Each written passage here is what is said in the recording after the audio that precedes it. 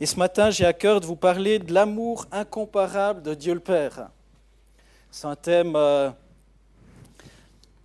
bien connu. On aime bien parler de l'amour de Dieu, mais j'aimerais parler de l'amour incomparable de Dieu le Père.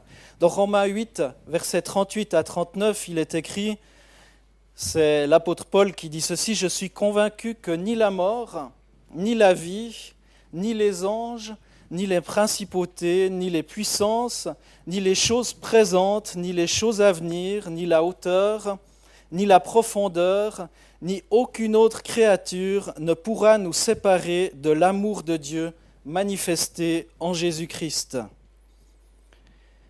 Un amour qui ne diminue jamais en intensité, ni en effort, un amour sans compromis. Paul dit « Je suis convaincu que rien ne pourra nous séparer de l'amour de Dieu manifesté en Jésus-Christ, notre Seigneur. » L'amour de notre Dieu est absolument sans comparaison. On le sait, c'est un verset super connu qu'on aime bien lire, mais est-ce qu'on le comprend bien ? Rien peut empêcher ou diminuer l'amour de Dieu pour les pécheurs et pour les chrétiens. Rien. Rien peut atténuer l'amour de Dieu manifesté pour nous. On va se tourner un tout petit peu vers David avant de revenir vers l'apôtre Paul et ses enseignements. David, quelques 1000 ans avant Jésus-Christ quand même, l'a exprimé ainsi au psaume 139. Au psaume 139, verset 5 et suivant, David va dire « Tu m'entoures par derrière et par devant, tu mets ta main sur moi. Une telle science est trop merveilleuse pour moi, trop élevée pour que je puisse la saisir. Où irai-je loin de ton esprit et où fuirai-je loin de ta face ? Si je monte aux cieux, tu y es. Si je me couche au séjour des morts, t'y voilà. Si je prends les ailes de l'aurore et que j'aille demeurer au-delà de la mer, là aussi ta main me conduira et ta droite me saisira. » David, ce grand roi dont on aime bien parler, parle ici des hauts et des bas auxquels nous pouvons faire face dans la vie. Si vous prenez garde à ce texte, David va dire « si je monte aux cieux », par là il veut dire qu'il y a des moments tellement bénis, des moments de gloire. Si je monte aux cieux, un petit peu comme en esprit, si je monte aux cieux, si je suis en exaltation, si je suis dans l'adoration, si je monte aux cieux, eh bien je suis tellement béni, tellement élevé dans la joie, tu es là. Et il va dire, si je me couche au séjour des morts, c'est tous ces moments de doute, tous ces moments de découragement qu'on peut rencontrer. Lorsque tu te sens au fond du bac, lorsque tu es découragé, lorsque tu te sens peut-être inutile, lorsque tu te sens peut-être en échec, voire même condamné, eh bien là encore, dans ce séjour des morts, là encore, dans ces moments de doute, de découragement, eh bien Dieu est là, Dieu est là. Peu importe où je me trouve, peu importe notre condition qui est peut-être élevée ou misérable, eh bien Dieu est là. C'est ce que David reconnaît. Tu es là, t'y voilà. Il y a cet amour incomparable de Dieu et on ne peut pas chasser cet amour, cette présence de Dieu, même si on le voudrait, même si on voudrait se cacher de sa présence, là encore il est là. Même si on se sent misérable, même si ce matin vous vous sentez peut-être inquiet, misérable, avec une foi défaillante, eh bien là encore Dieu est là. Et c'est ce que David a reconnu. David a reconnu que dans tout ce qu'il pouvait vivre de merveilleux, Dieu était là, il rencontrait Dieu. Mais aussi lors des plus profondes détresses, il est là. N'oubliez jamais ceci, mes frères et sœurs, on ne peut pas argumenter et dire « Ah non, il n'est plus là, il est toujours là », même si on ne le voit pas ou on ne le reconnaît pas. David avait péché gravement et ça aussi, ça fait partie des textes que l'on connaît bien. Je suis sûr que vous connaissez l'histoire du péché de David avec Bathsheba. L'Écriture nous dit dans 2 Samuel 11, verset 27, « Ce que David fit déplut à Dieu. » C'était tout de même très grave, il avait commis adultère, il avait volé la femme d'un autre, il avait était à la base du meurtre du mari de cette femme. Et dans la Bible, c'est marqué dans 2 Samuel 11, 27, comme je viens de le dire, ce que David fit déplut à Dieu. Mais là encore, Dieu était là. Là encore, Dieu était là dans son amour. En dépit du péché de David, Dieu continua à l'aimer. Relisez la vie de David dans 1 et 2 Samuel et vous verrez combien Dieu était là malgré qu'il n'a pas toujours été à la hauteur selon nos critères. Considérez encore une fois de plus le témoignage de l'apôtre Paul. Lorsqu'on lit la vie de Paul, on voit un homme qui va détruire l'Église de Dieu. Il s'appelait encore Saul, avant sa rencontre personnelle, foudroyante avec Jésus. Saul se comportait comme un fou dans sa haine contre les chrétiens. Il respirait le meurtre, nous dit la Bible, envers chaque personne qui suivait Jésus. Je ne sais pas si vous vous rendez compte, ce n'est pas juste quelqu'un qui était peu sympathique, mais c'est dit qu'il respirait le meurtre. C'est quand même violent. C'est Paul, le grand apôtre Paul, avant sa rencontre avec Jésus. Après sa conversion, Saul, qui a reçu un nouveau nom, Paul, témoigna que même pendant ces années remplies de haine, persécutant les chrétiens, Dieu l'aimait. Vous en doutez ? C'est Paul lui-même qui le dit.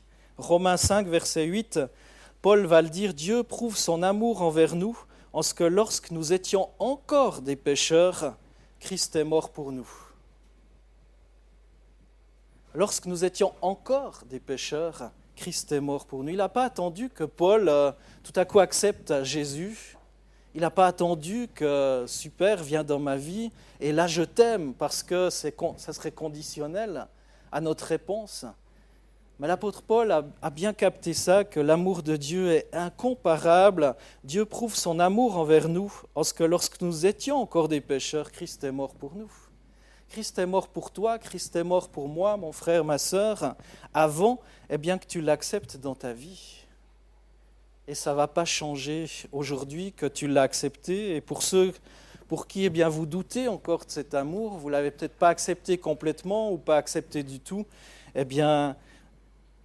reconnaissez, entendez cela, Christ est mort pour vous. Et c'est très important de bien comprendre ça. Paul était conscient que même lorsqu'il ne connaissait pas l'amour de Dieu, Dieu le cherchait déjà par son amour. Jusqu'à ce jour où il l'a fait tomber de son cheval, il y a eu cette illumination, cette grande lumière qui s'est présentée à lui. Il a été aveuglé pendant plusieurs jours. C'est ça l'amour incomparable de Dieu. Saul, respirait le meurtre. Des fois, on entend dire « j'ai pas tué, je vole pas, ceci, cela ».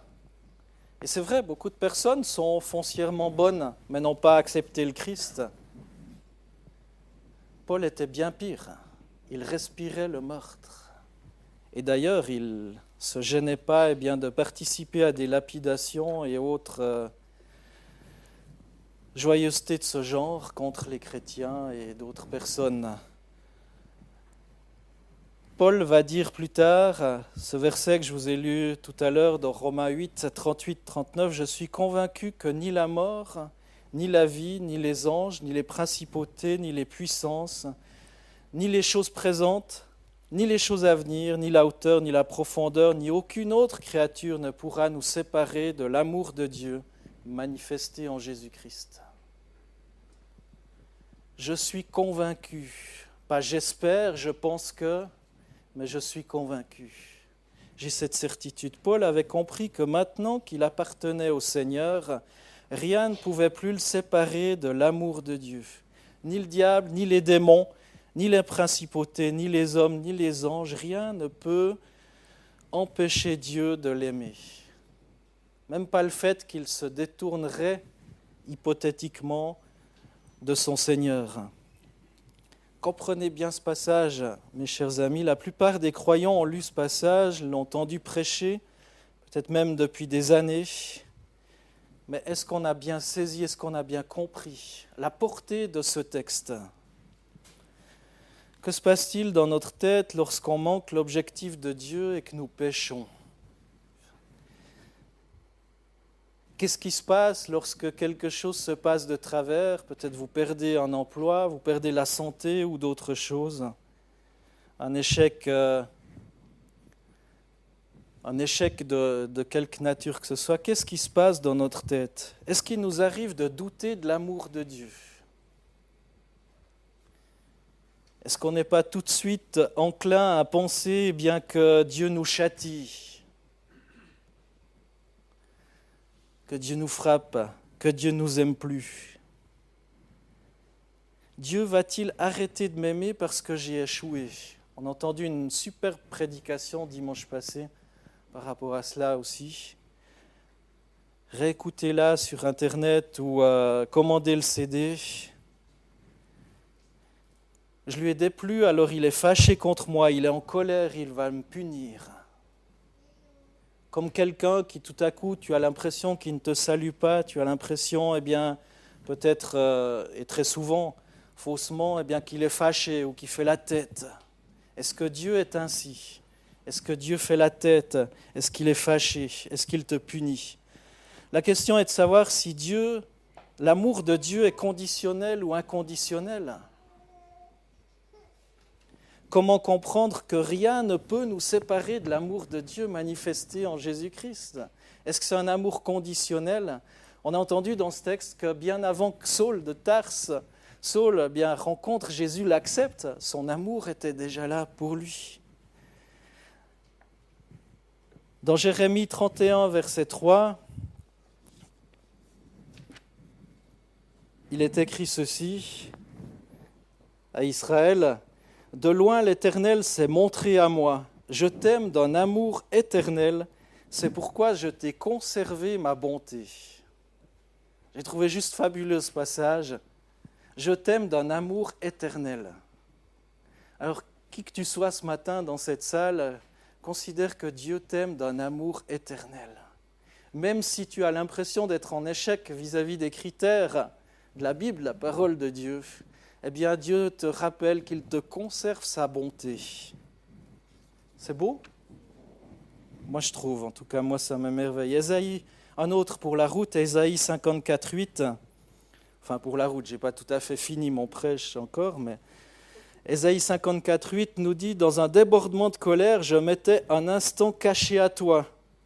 Mais avec un amour éternel, j'aurai compassion de toi, dit l'Éternel, celui qui te rachète. » C'est vrai qu'on peut mettre Dieu en colère, apparemment, en tous les cas. Dans un instant de colère, je m'étais caché à toi, mais avec un amour éternel depuis toujours et pour toujours. Ce n'est pas un amour qui commence à ta conversion, ce n'est pas un amour qui commence lorsque tu commences peut-être à visiter une église ou à changer de comportement de ta vie, mais c'est un amour éternel. Avec un amour éternel, j'aurai compassion de toi, dit l'Éternel, celui qui te rachète. C'est très important de répondre à cette question, est-ce que l'amour de Dieu est conditionnel ou inconditionnel? Et s'il est conditionnel, c'est plus un amour éternel. Autrement, comment on peut faire face à toutes les difficultés de la vie, à toutes les souffrances, sans connaître cette vérité? Je t'aime d'un amour éternel, c'est pourquoi je t'ai conservé ma bonté. On doit être convaincu de l'amour de Dieu pour nous, un amour inconditionnel, mes frères et sœurs.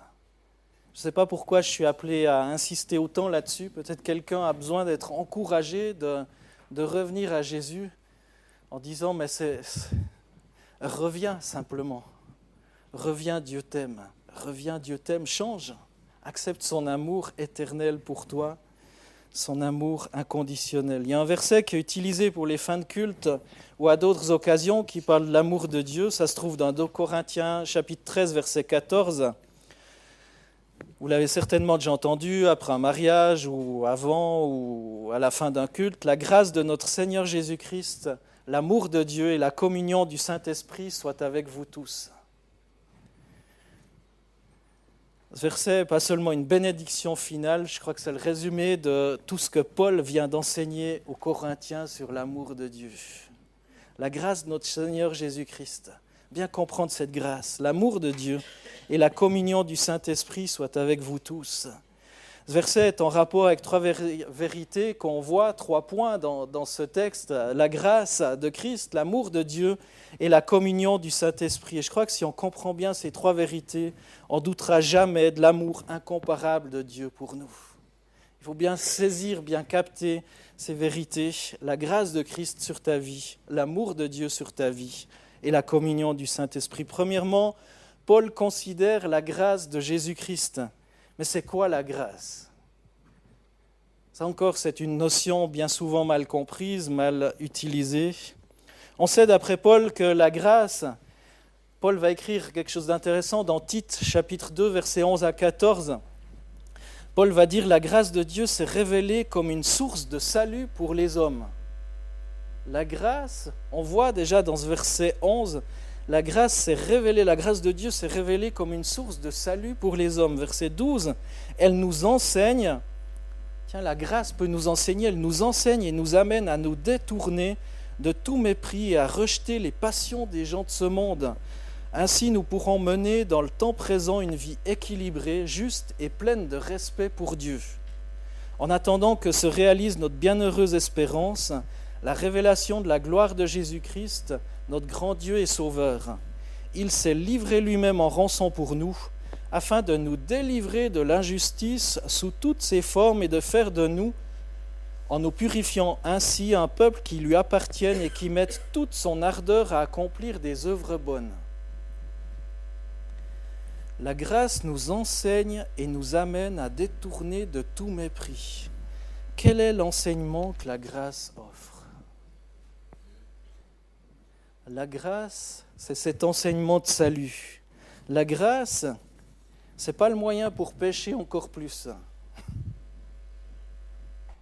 La grâce nous enseigne à nous détourner, à choisir Christ, à mener une vie équilibrée dans le plein respect de Dieu. On doit sans cesse se reposer sur les promesses de Dieu et avoir foi dans sa grâce. Ayez foi dans la grâce de Dieu. La grâce, c'est notre source de salut. Autrement, vous serez toujours sous le joug de la culpabilité. Vous serez toujours en train de vous dire, est-ce que j'en ai fait assez ? Est-ce que je suis assez pardonné ? Est-ce que je suis assez bon ? Moi, je crois que oui. Je crois que oui. Si on se laisse enseigner par cette grâce, si on se laisse enseigner à nous détourner, eh bien, des choses futiles de ce monde, comme on vient de le dire. Autrement, eh bien, vous savez, si ce n'est pas le cas, si Dieu nous jugeait en accord avec notre condition, on serait sauvé une minute et condamné la prochaine. Est-ce que c'est possible ? Super, on va prendre la Sainte Seine, on se souvient que c'est un repas de salut. Dieu nous a rachetés par son salut, par son sang.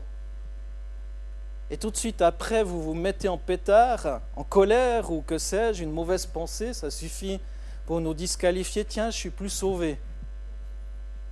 C'est bizarre comme Dieu, comme condition.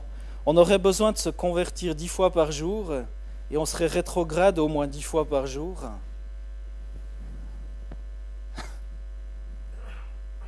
Mais oui, ça nous fait sourire, mais qu'est-ce qu'on se reconnaît ? Qu'est-ce que parfois je me reconnais aussi dans ce genre de pensée. Et on peut vraiment remercier le Seigneur, il ne nous juge pas en accord avec notre condition. Au contraire, depuis qu'on a donné notre cœur au Seigneur par la foi, eh bien le Père nous voit assis avec Christ dans les lieux célestes. Déjà, nous sommes comme assis spirituellement avec Christ dans les lieux célestes. Vous n'êtes pas assis aujourd'hui parce que c'est le temps de culte, c'est le dimanche avec Christ dans les lieux célestes, puis demain, ce n'est plus le cas. Ça fait beaucoup trop de déplacements.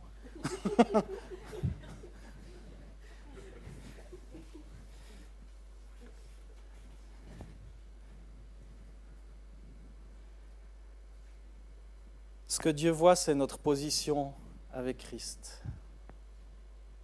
c'est notre position avec Christ, assis avec Christ dans les lieux célestes. Comprenez-moi bien ce matin, je ne parle pas de la doctrine qui permet aux croyants de continuer de pécher. La grâce, ce n'est pas un oreiller de paresse ou le moyen de faire tout et n'importe quoi. Ce n'est pas un salut à bon marché, prix garanti ou un budget ou que sais-je.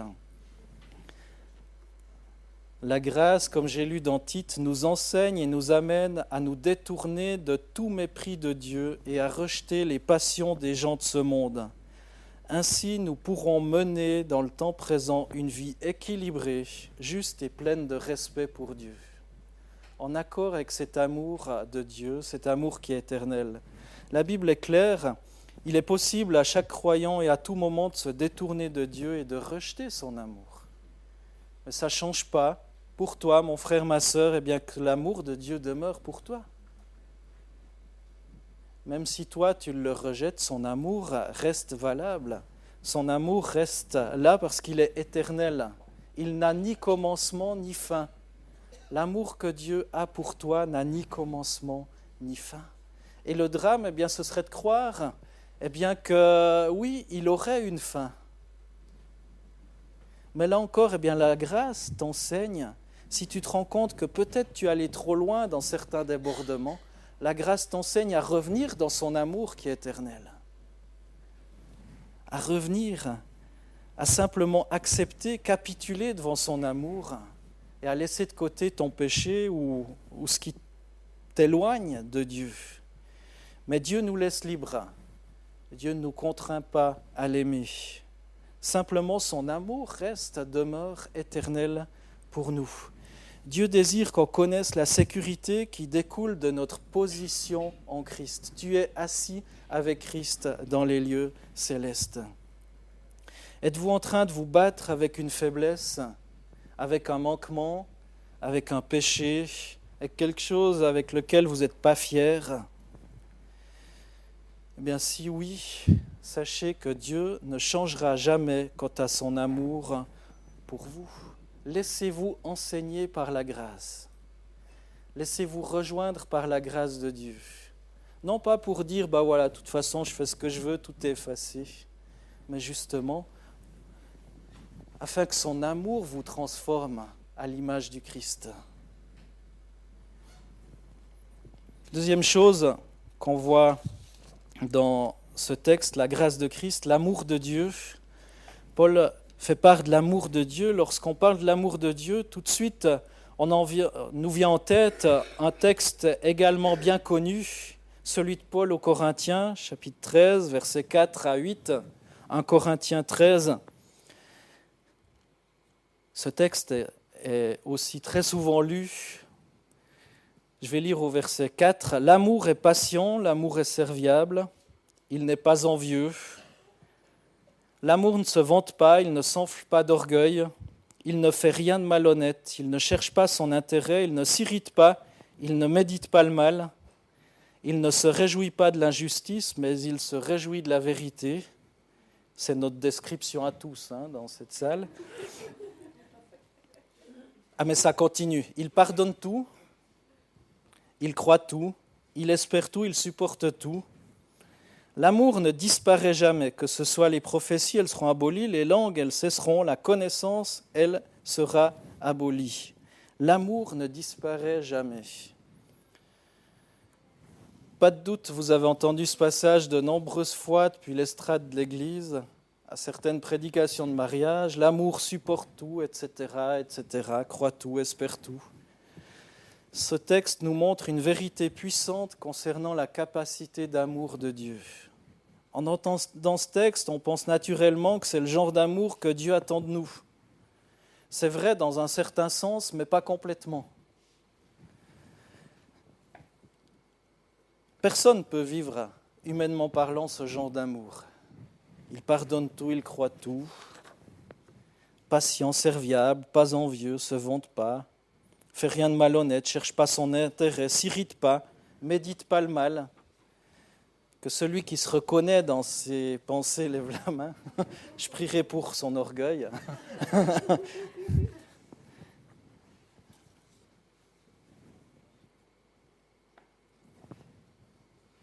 Moi, je crois que ce passage concerne l'amour de Dieu lui-même. La définition parfaite de l'amour de Dieu. Le verset 8 l'atteste particulièrement lorsqu'on lit « L'amour ne disparaît jamais ». L'amour de Dieu est éternel, je vous ai lu tout à l'heure, l'amour ne disparaît jamais. Et c'est vrai que l'amour humain disparaît malheureusement, parfois. Mais la définition parfaite de l'amour de Dieu, eh bien, ne disparaît jamais. Il y a un amour qui est inconditionnel, qui n'abandonne jamais, qui disparaît jamais. C'est l'amour de Dieu. Il résiste à chaque faiblesse, à chaque faillite. En résumé, ce genre d'amour est incomparable. Il ne s'arrête pas, il poursuit sans se lasser. C'est ce que je vous ai lu dans le texte de Jérémie tout à l'heure ou d'Ésaïe également. Et je crois que ce texte peut simplement décrire l'amour d'un Dieu tout-puissant et parfait. Oui, c'est juste, on doit viser à répondre à cet amour. On doit rechercher également ces choses-là. Mais le seul moyen d'y arriver, eh bien, c'est de capituler devant l'amour de Dieu. Par nous-mêmes, honnêtement, lorsqu'on lit ce texte, mais on est tous disqualifiés. Mais on est tous disqualifiés. Et je crois que ça décrit que l'amour infini de Dieu. Comment les Corinthiens ont-ils réagi à l'amour de Dieu au travers du message de Paul ? Et c'est ça qui est intéressant de voir. Et comment est-ce que nous, on réagit à l'amour de Dieu ? Quelle sera notre réaction ? Pour rappel, Paul a écrit cette lettre, sa première lettre aux Corinthiens, a écrit cette lettre à l'église de Corinthe qu'il a lui-même fondée parce qu'il s'inquiète de la santé spirituelle de cette église. Certes, il va répondre à des questions, et on le voit si vous lisez cette lettre de Paul, des questions qui lui ont été posées, mais en fait, il est au courant des choses terribles qui se vivent dans cette église. Des choses absolument effroyables qui se vivent dans cette église. Au chapitre 1er, en Corinthiens 1, on voit qu'il y a de la rivalité.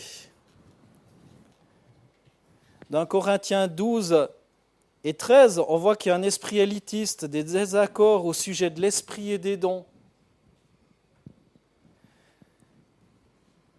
Au chapitre 5 et 6, on voit qu'il y a de l'immoralité sexuelle, magnifique. Au chapitre 9, on voit que même l'autorité de l'apôtre Paul est remise en question. Au chapitre 15, on voit qu'il y a des hérésies au sujet de la résurrection.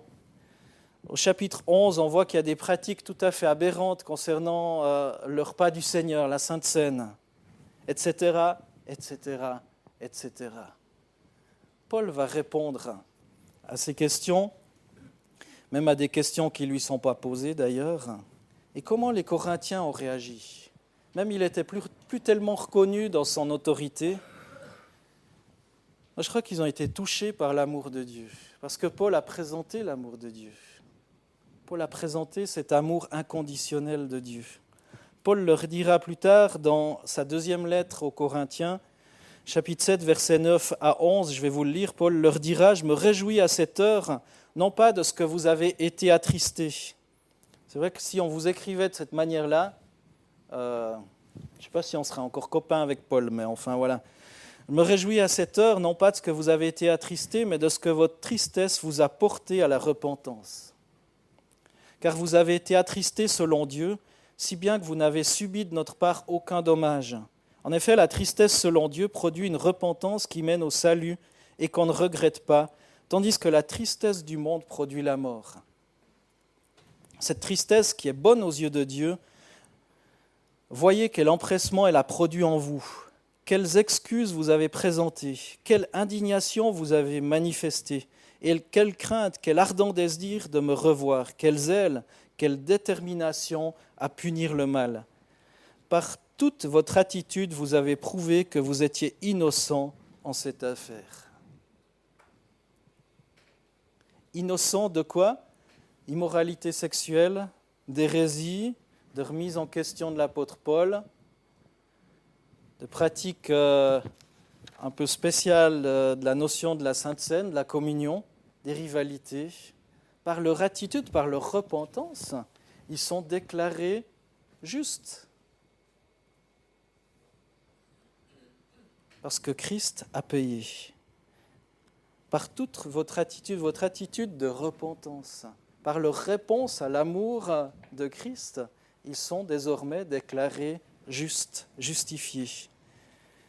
Je vous le dis, ces Corinthiens ont changé par la puissance de l'amour inconditionnel de Dieu. La puissance du péché a été brisée par la tristesse selon Dieu. Et c'est à cela qu'on doit aspirer dans nos vies, dans notre Église, dans notre société. Finalement, Paul va mettre l'accent sur la communion du Saint-Esprit. Au début, les Corinthiens ne connaissaient rien de cette communion. Ils étaient individualistes. Je vous ai dit, il y avait des rivalités. Paul a dit dans 1 Corinthiens chapitre 1er, au tout début, verset 12, « Chacun d'entre vous dit, je suis de Paul, moi d'Apollos, moi de Céphas et moi de Christ. » Des rivalités. Chacun est pour un, pour l'autre. Tiens, celui-là, il a une meilleure tête. Celui-là, il parle mieux. Celui-là, il est plus sympa. Celui-là, il me convient mieux. Chacun d'entre vous dit. Apparemment, les Corinthiens se rendaient à l'Église seulement pour ses propres intérêts. L'un venait avec le don des langues, un autre avec une prophétie, un autre avec un don de connaissance. C'est incroyable, ils étaient remplis de l'esprit et remplis de rivalité. Comme quoi, ce ne sont pas les apparences. Ce ne sont pas aux apparences qu'il faut regarder. Chacun voulait quitter l'Église en disant « J'ai donné une prophétie aujourd'hui, j'ai parlé en langue ». Et ça crée le désordre. Paul va dire aussi que tout se fasse avec bienséance et avec ordre. D'être soumis les uns aux autres. Les signes, les miracles, les guérisons sont tous nécessaires et on y aspire. Mais le travail le plus précieux de l'Esprit de Dieu, c'est l'unité du corps de Christ. Il veut établir une communion parmi le peuple de Dieu par sa puissance, cette communion entre nous. Et je crois que ce qui est le plus attaqué dans l'Église de tous les temps, eh bien, ce sont les relations et l'unité. C'est à cela qu'il nous faut veiller, mes frères et sœurs. Ça ne date pas d'aujourd'hui, pas du XXIe siècle, de tout temps. Les relations et l'unité. On doit préserver ces choses-là. À ceux-ci, tous connaîtront que vous êtes mes disciples. À quoi ? À vos bonnes paroles, à vos guérisons, les miracles, aux résurrections ? Non. Oui, peut-être. Mais c'est dit à l'amour que vous avez les uns pour les autres. À ceux-ci, tous connaîtront que vous êtes mes disciples. Et on doit faire tous nos efforts pour préserver l'unité de la foi, nous réjouir pour les autres. En conclusion, eh bien, ce genre de communion révèle la grâce de Christ et l'amour de Dieu. Le message de ce matin se résume en quelques mots. Est-ce que je suis prêt à changer ? Est-ce que je suis prêt à capituler devant cet amour de Christ ? Vous voyez, il y a un but derrière l'amour de Dieu inconditionnel. Ce but, eh bien, c'est que vous reconnaissiez que cet amour est inconditionnel et que vous marchiez dans son amour inconditionnel. Nous sommes tous nés avec une nature qui tend vers le péché. Cette nature en nous est facilement provoquée ou provoque facilement de la jalousie, des colères, des non-pardons, etc., des calomnies. Et l'amour de Dieu continue de nous rappeler notre position en Christ. Je suis convaincu que ni la mort, ni la vie, ni les anges, ni les principautés, ni les puissances, ni les choses présentes, ni les choses à venir, ni la hauteur, ni la profondeur, ni aucune autre créature ne pourra nous séparer de l'amour de Dieu manifesté en Jésus-Christ. L'Écriture nous dit qu'on a tous reçu une mesure de foi. Recevons ce matin l'amour inconditionnel du Père. Recevez accepter cet amour. 2 Corinthiens 13, et je termine avec ça, versets 11 à 13. « Frères et sœurs, soyez dans la joie, travaillez à vous perfectionner, encouragez-vous, vivez en plein accord, dans la paix, et le Dieu d'amour et de paix sera avec vous. » Vivez en plein accord, dans la paix, et le Dieu d'amour et de paix sera avec vous. Saluez-vous les uns les autres par un saint baiser. Tous les saints vous saluent. Que la grâce du Seigneur Jésus-Christ, l'amour de Dieu et la communion du Saint-Esprit soient avec vous tous. Et c'est ce que je nous souhaite à tous ce matin, qu'on puisse bien percevoir, bien comprendre cet amour de Dieu, qu'on puisse bien percevoir cette grâce du Seigneur Jésus, cet amour de Dieu, et vivre cette communion qui nous pousse à l'amour, qui nous pousse à la grâce. Et j'ai eu à cœur ce matin de vous faire un petit cadeau. On a ramené ça de Marseille. Ce sont tous des versets bibliques. Tous des versets bibliques à lire, à méditer. En plus, c'est écrit en gros caractères. Il n'y a pas beaucoup de pages, mais des versets bibliques qui peuvent impacter votre vie. Ça s'intitule « La paix avec Dieu ». Et chacun peut en recevoir un ce matin.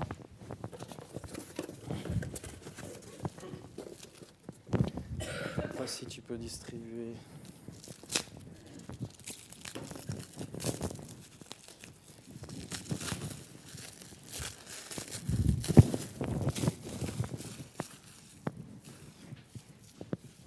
Il y en a assez pour tout le monde, alors et je vous encourage, si jamais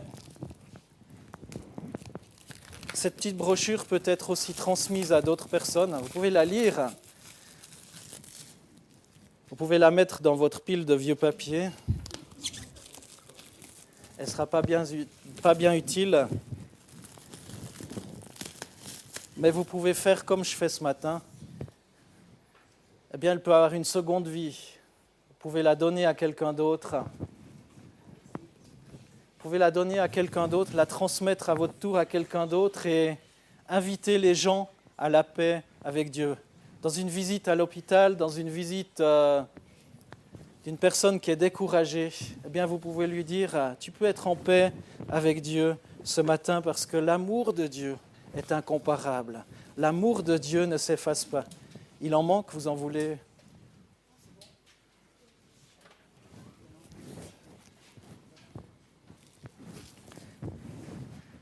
Alors transmettez-les. Devenez un porteur de bonnes nouvelles, un porteur de paix avec Dieu, avec Christ. Je vais terminer par la prière et j'inviterai les gens tout simplement qui ont besoin de cette paix, qui ont besoin de recevoir à nouveau cette conviction de l'amour de Dieu dans leur vie, de se lever. Cette conviction que tu es aimé, mon frère, ma sœur, si peut-être tu en doutais à cause de différentes circonstances de ta vie, lève-toi à ta place et on va terminer par la prière et après quoi on prendra la Sainte Seine. Que personne ne doute de cet amour éternel. Jésus, merci pour ton amour éternel pour mes frères et sœurs réunis dans cette salle, pour moi. Seigneur, cet amour fait toute la différence dans nos vies. Cet amour, on ne pourra jamais le mériter. On ne sera jamais à la hauteur de cette définition d'un Corinthiens 13. Mais Seigneur, merci parce que ton amour est parfait. Ton amour est éternel. Tu nous conserves ton amour et tu veux rappeler à ces bien-aimés qui en ont particulièrement besoin ce matin, qui se lèvent. Tu veux leur rappeler que ton amour est éternel. Ton amour est inconditionnel. Tu les aimes depuis toujours et pour toujours. Seigneur, que cet amour les instruise dans ta grâce, leur montre comment changer, comment progresser, comment grandir dans leur foi. Seigneur, guide-les jour après jour et que jamais plus depuis aujourd'hui ils ne doutent de ton amour. Que jamais plus depuis aujourd'hui ils croient que c'en est fini. Mais Seigneur, que ton amour soit gravé dans leur cœur. Cette position de fils et de fille du Dieu vivant. Seigneur, qu'ils puissent se rendre compte que déjà maintenant, en t'ayant accepté dans leur vie, eh bien, ils sont déjà assis avec Christ par l'Esprit dans les lieux célestes. Béni soit ton nom, Seigneur. Amen.